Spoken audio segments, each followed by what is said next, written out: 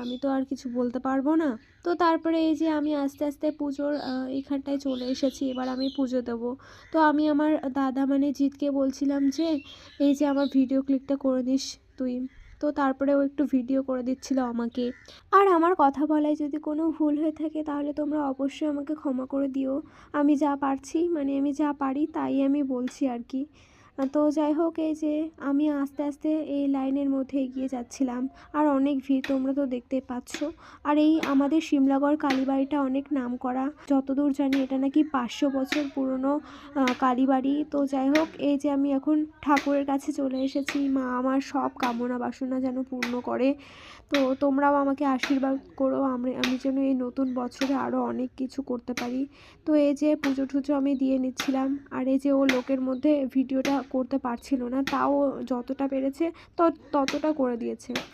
তো যাই হোক, এই যে আমি এবার প্রণাম করে নিলাম মাকে। আর আমাদের মা কিন্তু সবার থেকে সুন্দর, এই যে আমাদের কালী মা। তো যেহেতু আমাদের পাশেই কালী মন্দির আছে, তো প্রায়ই আমরা আসি এই যে পুজো দিতে। তো তারপরে এই যে পাশে তুলসী মন্দিরে আমরা একটু পুজো দিয়ে নিলাম। তারপরে আমি বসে বসে এই যে ধূপকাঠিগুলো ঠাকুরকে দেখাচ্ছিলাম আর কোথায় রাখবো সেটাই আমি খুঁজছিলাম।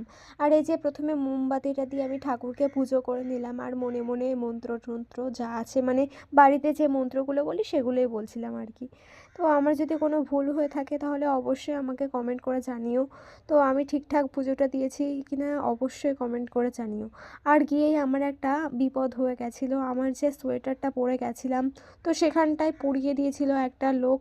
লোক না, একটা মহিলা আগরবাতি দিয়ে পুড়িয়ে দিয়েছিল। তো আমার খুব খারাপ লাগছিল।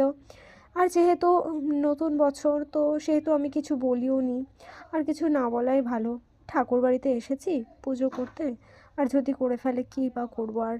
তো যাই হোক, এই যে পাশে যে আমাদের শিব ঠাকুরের মন্দিরটা আছে, তো সেখানে আমি পুজো করতে চলে এসেছিলাম।